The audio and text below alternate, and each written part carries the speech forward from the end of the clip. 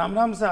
रूंगाड़ी में लहर उठती और अटीलो पूछ, रूंगाड़ी में लहर उठती और अटीलो पूछ, ऊपा कान सदीरे गर्दनी ओ पोत दारड़ो ऊंट, ओ पोत दारड़ो ऊंट। राजस्थान की संस्कृति और इतिहास को ऊंट के बिना कोई देखा तो आप चर्चा चलानी भी एक ओ किसी लागे। अब आप देखा अपने जब एक महिला है जो कि आपका पीर कमाई बेटी है, आपका सासराम बेटी, और पीर ने जब याद करे तो भी बा आपका परिवार का सदस्य मानता है, ऊँट ने याद करे और बा कहे कि मैं बीरो सारे चढ़बा ने गोड़ लो, मारे बाबो सारे चढ़बा ने ऊँट। तो ऊँट राजस्थान को चोली दामन को साथ है। ऊँट के बिना आप देखा तो ऊँट डोला जी आपकी मरवण ने लेबा हो तो ऊँट के ऊपर बैठ रहा है, महेंद्रो आपकी प्रेसी मूमल से मिलबा हो तो ऊँट पर बैठ रहा है, बिग ऊँट को नाम हो चिखल। तो राजस्थान का इतिहास, कला, संस्कृति, राजस्थान को लोक जनजीवन, राजस्थान की खेती ऊँट के बिना एक अधूरी सी लागे। तो भाई बना आपनों को केंद्रीय उष्ट अनुसंधान केंद्र बीकानेर और दूरदर्शन की भेड़प के मैंने आप एक बहुत फूटरो कार्यक्रम रखो है, मरु धरती रो गौरव ऊँट, और बिकी खासा मतलब जानकारी आप हासिल कर सिया। बिका मैं आज अपने बीच अतिथि के रूप में बता रहा है डॉक्टर राकेश रंजन जी, जिसका प्रधान वैज्ञानिक है राष्ट्रीय उष्ट अनुसंधान केंद्र बीकानेर के मैंने, और आज अपने स्टूडियो में बता रहे हैं। तो डॉक्टर साहब को आपको गणमान्य स्वागत है सर। राम राम सा। राम राम। भाई बहन आज आप बात कर से ऊँट के मायने विषाणु जनित बीमारियां आप देखा कि ऊँट जो को पशुपालक भाई रखे बिके यदि बीमारी हो जाए तो वो मोमाई माता की तांती बांध दे, बाबूजी महाराज की तांती बांध दे, बाबूजी महाराज की जात बोल दे, या कोई देवी देवता को नाम फिटकड़ी और गुड़ गोल्ड बिने पिला दे। लेकिन वो ऊँट ठीक नहीं हुए तो 20 स्थिति के मायने बिने वैज्ञानिक सूझबूझ और समझ के साथ आपको कदम बढ़ाना चाहिए और आपका पशुधन को एकदम जाब्तो रखना चाहिए। तो सबसे पहले आप डॉक्टर राकेश रंजन जी से जानकारी हासिल करा कि विषाणु जनित बीमारियां कौन कौन सी है जो ऊँट के मायने होया करे। ऊँटों में पाए जाने वाली विषाणु जनित बीमारियां 3-4 हैं जो महत्वपूर्ण हैं। इसमें सबसे पहला नाम कैमल पॉक्स का आता है। यह एक पॉक्स वायरस से होने वाली एक गंभीर बीमारी है। और दूसरी बीमारी का नाम है मुमड़ी, जिसे आम बोलचाल की भाषा में मुमड़ी कहा जाता है। इसे कॉन्टेजियस इक्थाइमस वैज्ञानिक शब्दावली में बोलते हैं। और तीसरी एक बीमारी है जिसे ये कोरोना वायरस इन्फेक्शन है, जैसा कि कोविड से कुछ मिलता जुलता वायरस होता है, पर इसे मर्स की संज्ञा दी जाती है वैज्ञानिक भाषा में। हालांकि मर्स के जो कन्फर्म केसेस हैं वो अभी तक भारत में नहीं पाए गए हैं। तो इस दृष्टि से देखें तो ये जो 2 बीमारियां हैं, पहला कैमल पॉक्स और दूसरा कैमल कॉन्टेजियस इक्थाइमा, ये दोनों बीमारियां हमारे क्षेत्र में और ऊँट पालकों के लिए और ऊँट में होने वाली प्रमुख विषाणु जनित बीमारियां हैं। जी, आपनो आज को विषय है विषाणु जनित बीमारियां। तो विषाणु से पैदा होने वाली बीमारियां, तो कौन सा विषाणु है जिसका की वजह से ये बीमारियां हुए? ये विषाणु मतलब वायरस, ये जो पहला है कैमल पॉक्स, पहली बीमारी जो कैमल पॉक्स की है, ये पॉक्स विरिडी के ऑर्थोपॉक्स वायरसेस से होती है। और यह वायरस जो आदमियों में होने वाली स्मॉल पॉक्स बीमारी थी उसके वायरस से काफ़ी कुछ मिलता जुलता है। अच्छा। और ये जो कैमल पॉक्स की बीमारी है, इसी के कारण कुछ हद तक कुछ केसेस में जो उनके संपर्क में आते हैं, यदि ऊँट बीमार है कैमल पॉक्स से और उसकी त्वचा के सीधे संपर्क में आते हैं, तो ये आदमियों में भी छोटी छोटी फुंसियों के रूप में हाथ में या शरीर के अन्य भाग में ये बीमारी ले सकती है। पर ये कोई गंभीर बीमारी आदमियों में नहीं होती, लेकिन संक्रामक है। ये संक्रामक है। चिकन पॉक्स इंसान का मायने वह जी ऊँटा का मायने कैमल पॉक्स यदि आदमी संपर्क में आ जाए, क्योंकि पशुपालक भाई तो बिके भी वैसे का गंभीर तो कोनी, पर बिका चिकत्ता सा छूट जाए। अब आप देखा, आप बताइए 2 बीमारियां हैं, एक तो बिल्कुल कोरोना से मिलती जुलती है, एक कैमल पॉक्स है।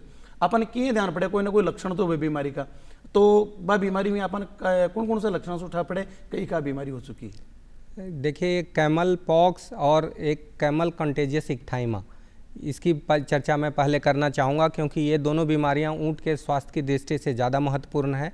और इन दोनों बीमारियों में जो रोग के लक्षण हैं वो आरंभिक अवस्था में कई बार इतने मिलते जुलते होते हैं कि इसका पता लगाना आम किसान भाइयों के लिए जैसे लक्षण हो जाए। जी, इसके लक्षण काफ़ी मिलते जुलते हैं। और इन दोनों में क्या होता है कि मुंह, ओठ और गर्दन, पलकों के ऊपर छोटे छोटे दाने निकल आते हैं जो लाल रंग के होते हैं और वो काफ़ी पेनफुल होते हैं। और जो कैमल पॉक्स है इसमें ये फफोले के रूप में आएंगे, फिर उसमें मवाद पड़ेगा और फिर उसमें बैक्टीरिया के इन्फेक्शन से, जीवाणुओं के इन्फेक्शन से उसमें पस भी पड़ सकता है। और इसके अलावा जो कैमल पॉक्स है उसमें ये जो फुंसियाँ हैं, फफोड़े हैं, ये शरीर के अन्य भागों में भी हो सकते हैं, जैसे कि पेट में या जांघ पे या और शरीर के कुछ अन्य भागों में।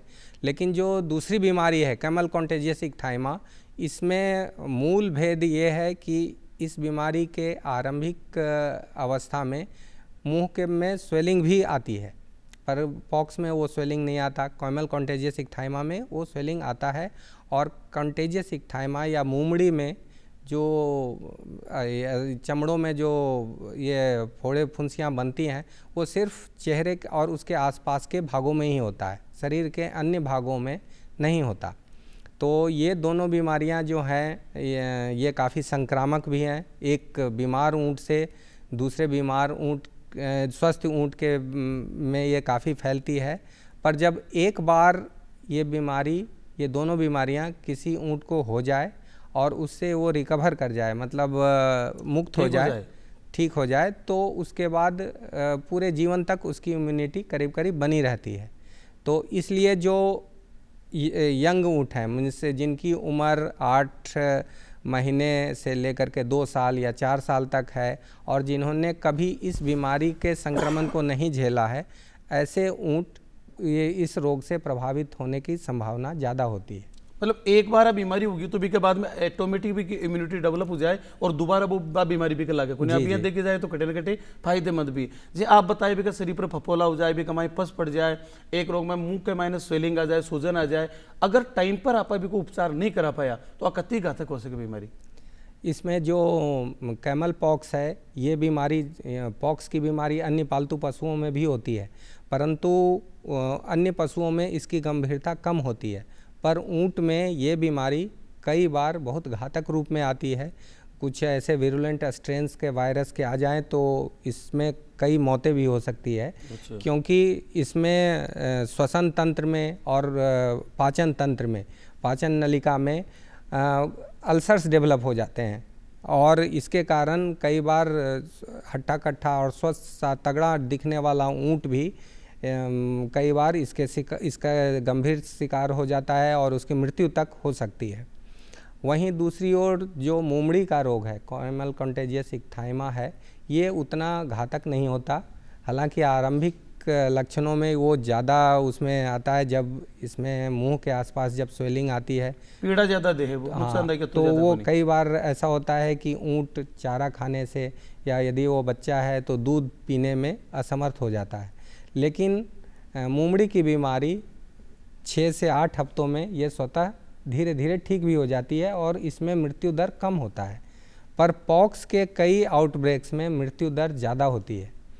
और आप देखा जी यहाँ पशुपालक भाई है जिसका ऊँट रखा, तो जब ऊँट वो व्यस्क हो जाए, अब इन्हें छकड़ा के मायने जोड़नू है या हड़के मायने जोतनू है या सवारी का मायने जोतनू है, बीसू पहली भी ने काबू में लेबा के लिए, नियंत्रण में रखवा के लिए बेकाज का नाक वे दोनों साइड में कोचरा कार्ड और लकड़ी का आभूषण पहनाव जगह बोले गिरबान, और बी के बाद में भी रस्सी गाल और बेने खींचे बिन बोले मूरी। तो आप देखा कई बार असावधानी पूर्वक बे नाक जब छेदे, लकड़ी का एक तीखो सो एक औजार वे भी छेदे, बे टाइम का खून भी आवे, स्वाभाविक है भी के हल्दी और घी पर लगा दिया। लेकिन कई बार देखा कि एकदम जब छेद रुझ भी जाए, एकदम सही हो जाए, बे के बाद में भी नाक में कीड़ा पड़ जाए, तो भाई कीड़ा क्यों पड़े, भी वो कहीं इलाज है? देखिए, जो कीड़े पड़ते हैं वो मक्खियों के अंडे देने से होते हैं, वो डेवलप करते हैं बाद में। और इस अवस्था में हमें क्या करना है कि यदि शरीर के किसी भी अंग में, नाक में या मुंह के किसी अन्य भाग में कभी भी घाव हो जाए और हमारे बाड़े में मक्खियों का प्रकोप हो, तो तुरंत किसान भाई को इस पे ध्यान देना है। उसमें कुछ ये क्रीम आते हैं, जैसे हाइमेक्स क्रीम है या कुछ और अन्य तरह के क्रीम है, उसके ऊपर लगाना है ताकि मक्खियाँ उस पर न बैठें। यदि मक्खियाँ नहीं बैठेंगी तो वो कभी कीड़े नहीं पड़ेंगे। अच्छा, और साफ सफाई नहीं होने की वजह से? साफ सफाई एक बहुत महत्वपूर्ण पार्ट है इस के प्रबंधन में। तो उसमें मक्खियों को बैठने से रोकना है और यदि समय पे उसका उपचार करना है, एंटीबायोटिक क्रीम लगाना है और घाव की गंभीरता ज़्यादा है तो उसमें इंजेक्शन से या किसी अन्य तरीके से एंटीबायोटिक, एंटी इन्फ्लामेटरी ड्रग्स ये सारे भी देने हैं। परंतु ये मान लीजिए कि सारी सावधानियों के बाद भी यदि नाक में कीड़े पड़ गए तो उसको ये तारपीन के तेल या फिनॉल का डाइल्यूटेड सॉल्यूशन लेकर के उसको बाहर निकालना भी बहुत ज़रूरी है, क्योंकि जब तक वो कीड़े अंदर रहेंगे तब तक घाव नहीं भरेगा और प्रजनन कर्व और भी ज़्यादा संख्या और हाँ, और घाव वो कीड़े जो है अंदर टिश्यू को खाएंगे और वो घाव का जो आकार है वो बढ़ता जाएगा। तो उसकी साफ़ सफाई और कीड़ों को निकालना बहुत महत्वपूर्ण होता है। और ये जो समस्या है बरसात के दिनों में ज़्यादा दिखती है, जिस समय मक्खियाँ ज़्यादा होंगी गर्मी के दिनों में उस समय भी ये समस्या आ सकती है। तो उसमें किसान भाइयों को चाहिए कि यदि वो खुद प्रबंधन उसका कर सकते हैं तो ठीक है, नहीं तो पशु चिकित्सक की सलाह लें या जो वेटनरी असिस्टेंट्स हैं उनकी सलाह लेकर के उसका उपचार करें। डॉक्टर साहब बहुत अच्छी बात बताई कि जी हाँ, प्रधानमंत्री जी कह रहे हैं कि जीवन का स्वच्छता बहुत महत्वपूर्ण है, एकदम साफ सफाई अपना जीवन में होनी चाहिए। तो कटे न कटे ऐसा पशु है ए भी अपना परिवार का सदस्य, आका बाड़ा की भी साफ सफाई होनी चाहिए, आका शरीर की भी साफ सफाई होनी चाहिए। और समय समय पर जी डॉक्टर साहब बताया कि फिनाइल का पानी सुबह 2 द्वार अगर कटे कोई अपन कीड़ा बड़ा देखे तो निकाल देना चाहिए और संबंधित की दवाई डॉक्टर साहब बतावे वह दवाई आपने लगानी चाहिए। क्योंकि वो जो ऊँट है अपने रेगिस्तान को जहाज है, अपनी जीविका को आधार है, ये बिना खेती भी को नहीं हुए और परिवहन भी को नहीं हुए, तो इसकी पूरी आपने सावधानी रखनी चाहिए। अब जी डॉक्टर साहब आप देखा तो जी आप बताया एक रोग मुंबड़ी, एक बताओ केमल पॉक्स, एक में नाक में कीड़ा पड़वा का लक्षण ये भी बता दिया। तो लक्षण को जब अपन ध्यान पड़ जाए बी के बाद को आप उपचार किए करा, उपचार के लिए आप कटे संपर्क करा, कौन सी दवाई लिया या कौन सा डॉक्टर ने कटे दिखावा के बारे में और बताओ आप। देखिए ये विषाणु जनित बीमारियां हैं, मीन्स वायरस जनित बीमारियां हैं। तो इनका उपचार जो है लाक्षणिक उपचार है, मीन्स सिम्टोमेटिक ट्रीटमेंट दिया जाता है लक्षणों के आधार पे। जैसे यदि शरीर के किसी हिस्से में ज़्यादा इन्फेक्शन हो गया, उसमें पस पड़ गया तो हमें, या सोजिश आ गई तो इसका उपचार हमें करना होता है। तो इसके लिए कई तरह की एंटीबायोटिक आती है, जैसे इसमें इन दोनों डिजीज़ में ऑक्सीटेट्रासाइक्लिन और काफ़ी प्रभावी पाई गई है। तो इनका जो ये प्रयोग है किसान भाई अपने अनुसार न करते हुए ये पशु चिकित्सक की सलाह से करें तो ज़्यादा अच्छा होगा। और इसमें यदि बीमारी ज़्यादा गंभीर है, ज़्यादा सोजिश आ गई है तो एंटी इन्फ्लामेटरी ड्रग्स भी देने होंगे, जो 2 प्रकार के होते हैं, नैसेड्स एंड स्टीरॉयड्स। तो एक जो प्रशिक्षित पशु चिकित्सक है, क्वालिफाइड वेटनेरियन है, वो आवश्यकता के अनुसार वो इन सारी दवाओं का प्रयोग करता है। और यदि कई बार जैसे मुंबड़ी रोग में उसमें क्या करना है, हमें जो भी स्किन पे मवाद पड़ गया या फोड़े फुंसियाँ आ गई उसका उचित रूप से उपचार करना है। केमोनोफोर का सॉल्यूशन लगा के, जिसे लाल दवाई कहते हैं, पानी में घोल करके उसे लगाएं, या बीटाडीन आयोडीन का सॉल्यूशन लगाएं या कोई क्रीम लगाएं, ये ताकि उस पर दूसरे बैक्टीरिया का इन्फेक्शन ना हो सके, मक्खियाँ ना बैठें, इसका भी हमें ध्यान रखना है। और यदि पशु चारा खाने में असमर्थ है या जो ऊँट के बच्चे हैं वो दूध पीने में असमर्थ है तो हमें आवश्यकता के अनुसार उन्हें मुलायम चारा, ग्रीन फॉडर या इस तरीके की कुछ चीज़ें देनी है, कंसंट्रेट देना है। हाँ जी। और बच्चा यदि दूध पीने वाला है तो उसे बोतल से दूध पिलाएं। और स्थिति यदि गंभीर है तो अवश्य ही पशु चिकित्सक की सलाह लें, क्योंकि यदि कम उम्र के बच्चे इससे प्रभावित होते हैं या कई बार कैमल पॉक्स में जो ऊपर से तो कुछ ज़्यादा सिम्टम नहीं दिखाई देता पर यह घातक होता है, तो उस स्थिति में इलाज ज़रूरी है। और एक बात और मैं यहाँ बताना चाहूँगा किसान भाइयों को कि ये रोग चूँकि बहुत ही संक्रामक है, तो यदि आरंभिक अवस्था में 1 या 2 ऊँट आप में बीमारी के लक्षण दिखते हैं तो उसको तुरंत झुंड से अलग कर दें। उनके संक्रमण दूसरा जानवर में खाने पीने की जो व्यवस्था है वो अलग कर दें। और जो व्यक्ति उनको छू रहा है या उसको हैंडल कर रहा है वो व्यक्ति दूसरे स्वस्थ ऊँटों को हैंडल ना करे, वो न छुए, उनके पास ना जाए तो बेहतर होगा। और इसमें बचाव ही सबसे बड़ी सुरक्षा है इसके नुकसान से बचने के लिए।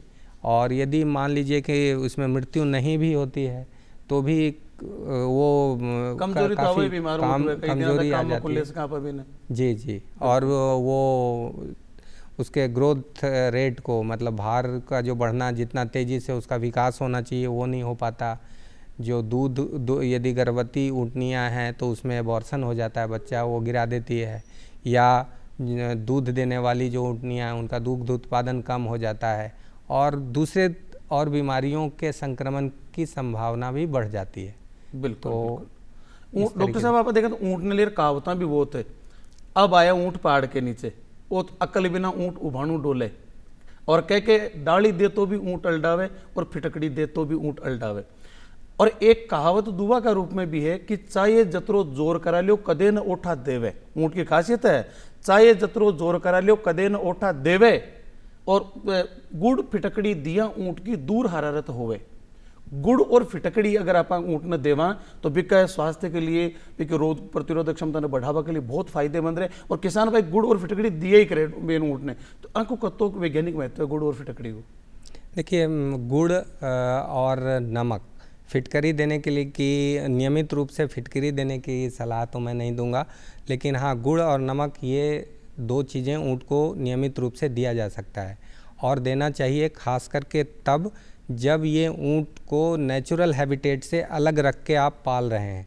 क्योंकि ये जब ये नेचर में ग्रेजिंग करने के लिए जाता है या हमारे घर से दूर चराई के लिए जाता है तो वो काफ़ी मात्रा में नमक पेड़ पौधों या दूसरे वनस्पतियों से ले लेता है और उसके नमक की आवश्यकता पूरी हो जाती है। परंतु यदि हम उसको बाहर चराई के लिए नहीं ले जा रहे या और घर में ही रख के उसको चारा खिला रहे हैं तो ये नमक की आवश्यकता उसकी पूर्ति नहीं होती, तो इसके कारण वो कई बार मिट्टी में मुंह मारता है या कुछ ऐसे पदार्थ खाना शुरू कर देता, खास करके काफ जो है बच्चे कम उम्र के, ये जो उसे नहीं खाना चाहिए। तो इस ऐसी अवस्था में जो नमक की एक नियमित मात्रा उसको ऊँट को दिया जाना चाहिए। और गुड़ और दूसरे जो पदार्थ हैं कई लोग फिटकरी भी देते हैं और लोगों का ये विश्वास है कि उससे जो ऊँटनी का दूध है वो मीठा हो जाता है। लेकिन देखिए, एलम में एल्यूमिनियम होता है, तो इसकी ज़्यादा मात्रा यदि आप देते हैं तो वो आगे चल के कभी कभी नुकसान भी कर सकता है। और ये बहुत साइंटिफिक, मतलब सीधी सी बात ये है, अगर ऊँट चरबा खुद जाए ने जना तो बिना अध्यापक की आवश्यकता को नहीं, लेकिन आप घर रखा एक घर रखवा के पीछे मुख्य कारण का ये कि सर्दिया के मायने ऊँट आ जाए, मस्ती के मायने मस्ती में जो ऊँट आक्रामक हो जाए और दूसरा आदमी ने खा भी सके, भी नुकसान भी पहुंचा सके, इवन भी मार भी सके।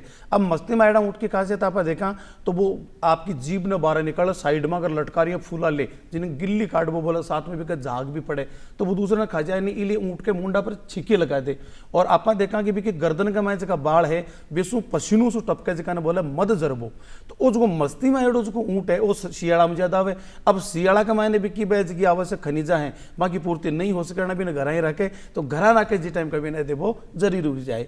अब डॉक्टर साहब उसको सर्दियों का महीना आज को अभी को जो मौसम चल रही है, इम ऊँट मस्ती में आयोड है भी का मुंडा में झाग जरा वो खाणु पीणु भी कम कर दे और एकदम गुस्सेल टाइप को हो जाए, वो कहीं कारण से है और इन नियंत्रण के लिए कहीं कारण से है। ये जो ऊँट मद में आ जाता है, जिसको वैज्ञानिक भाषा में रट में आना कहते हैं, उस समय ये काफ़ी एग्रेसिव हो जाता है और खाना पीना छोड़ देता। और यदि इसको आप अच्छी तरीके से हैंडल ना करें तो ये जो आदमियों को भी ये नुकसान कर सकता है। इसके नियंत्रण की समुचित का जो उचित तरीका यही है कि उसमें जो नोज़ पैक लगाएं और मोरी वगैरह अच्छे तरीके से बांध लें और इसमें कभी भी अकेला उसके पास ना जाएं। मतलब जब कोरोना के महीने मैंने सारा जिया मास्क लगायो तो भी जी आप बता रहे हो रट में आ जाए तो भी टाइम कभी को ऊँट का मास्क लगा दे, लेकिन छिकी बोले छिकी, हाँ छिकी लगा सकते हैं, लेकिन रट में आए हुए को छिकी लगाना ठीक नहीं है। अच्छा। क्योंकि उससे क्या है कि उसका जो सॉफ्ट पैलेट जिसे डुल्ला बोलते हैं, जब वो बाहर करता है उसे वो वापस अंदर भी करता है। आपने छीका लगा दिया तो कई बार यदि वो बीच में फंस के गया तो उसमें ट्रॉमा भी हो सकता है, उसमें घाव बन सकता है, तो वो नुकसानदायक होता है। ये कई बार इस तरीके के केसेस आते हैं, उसमें कीड़े पड़ जाते हैं, फिर उनका इलाज करना और अच्छी तरीके से उसको क्योर करना बहुत मुश्किल हो जाता है। तो छींके लगाना बाहर से पूरा मजल नहीं लगाएं, बाकी जो नोज पेग है, मीन्स वो रस्सियाँ नाक में डालते हैं, गिरबान डालिए, इनका प्रयोग ज़्यादा अच्छा रहेगा। और उसमें सावधानी हमें बरतनी है कि कभी भी उसके आगे इस तरीके से नहीं जाना है बिना डंडे के या कुछ इस तरीके के। तो और यदि 2-3 जने जाएं तो वो ज़्यादा अच्छा है। तो वो सावधानी हटी और दुर्घटना नहीं हटी। और ये एक मैं तो भ्रांति सी मानूं, लोगों में भ्रम है कि ऊँट के कोई अंग पर दर्द हुए तो लोहा की सलाखा ने गर्म कर और भी के चिपका दे, जिन्हें डाम देबो या डाली देबो बोले, और भी में बड़ी पीड़ा हुआ भी ऊँट के। मैं तो कई बार देखूँ, मैं खुद ऊँट पाले है, तो भैया ऊँट पालक के भी एक दर्द सो हुए, क्योंकि आप पशु है बिना तो पीड़ा दे रही है। तो आप कति उचित है या गलत है, बताओ आप। नहीं, ये जो भ्रांतियां हैं लोगों में कि ये गर्म लोहे से यदि हम दाग दें तो उसकी इम्यूनिटी बढ़ जाती है और कई रोग ठीक हो जाते हैं। खास करके एक उनमें रोग होता है जिसमें पिछले पैरों से उठने में काफ़ी वो कंपन करते हैं। इन तरह के रोगों में लोग इस तरीके के तरीके अपनाते हैं जिनका कोई खास वैज्ञानिक आधार नहीं है।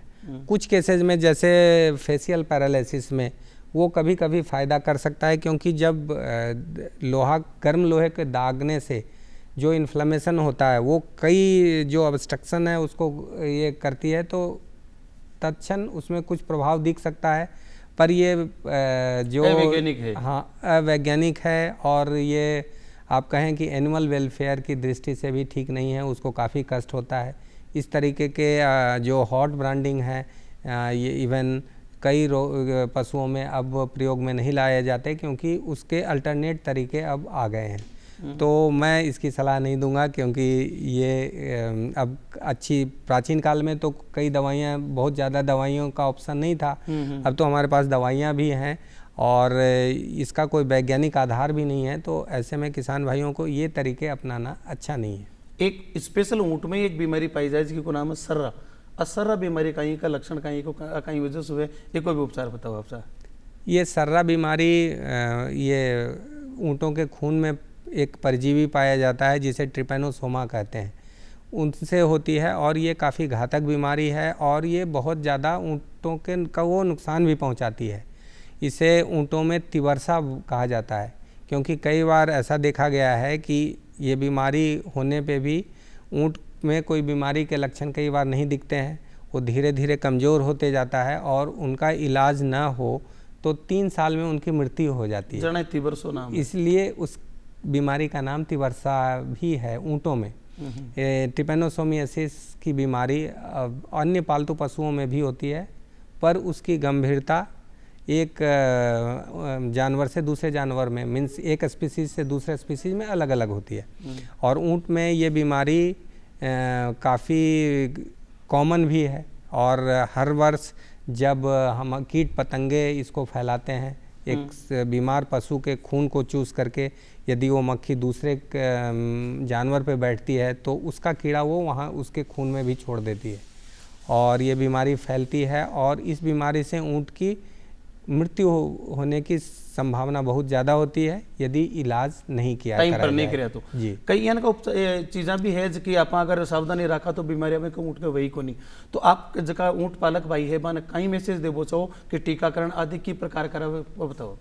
इसमें मैं किसान भाइयों को ये कहना चाहूँगा कि जब भी ऊँट में कोई असामान्य लक्षण दिखे, जैसे वो सुस्त हो गया हो, अपने से को झुंड चराई के समय जाते समय झुंड से अलग रह रहा हो, धीरे धीरे उसका कुबड़ छोटा होता जा रहा हो, छाती की पसलियाँ दिखने लगी हो या कम खा रहा हो, तो ऐसे में तुरंत पशु चिकित्सक से सलाह लेकर के उसका उपचार शुरू करें। और जो जितने भी संक्रामक रोग हैं, चाहे वो विषाणु जनित हैं, जीवाणु जनित हैं या पैरासिटिक हैं, इनसे बचाव के लिए अपने बाड़े को स्वस्थ रखें, सफाई रखें, और कोई भी यदि बीमार ऊँट आपको दिखता है तो उसको झुंड से अलग कर दें। और साल में 2 बार पेट में कीड़े के मारने की दवा दें। उसके खान पान का समुचित प्रबंधन होना चाहिए। चराई करता है उसके बाद भी उसका जो रिक्वायरमेंट है वो पूरा हो रहा है तो, और ऊँट की स्थिति अच्छी है तो इन साफ सफाई और इन बातों का ख्याल रखें और गंभीरता के साथ पालन करा तो निश्चित रूप से अपना ऊँट है स्वस्थ रही, अपनी जीविका को एक निश्चित जरिए बना रही। डॉक्टर राकेश रंजन जी पधारे और खासा मैं तो जानकारी दी वास्ते घना घना रंग घना घना धन्यवाद। और भाई बहन ओ आपणु मरूरो गौरव ऊँट कार्यक्रम जो केंद्रीय ऊँट अनुसंधान केंद्र और दूरदर्शन से भेड़ प्रेमाएं बनो है। अगला बुधवार ने फिर मिलसे एक नया विषय और नया पावना के साथ। जब नीचा आपसे इजाजत। राम राम सा। राम।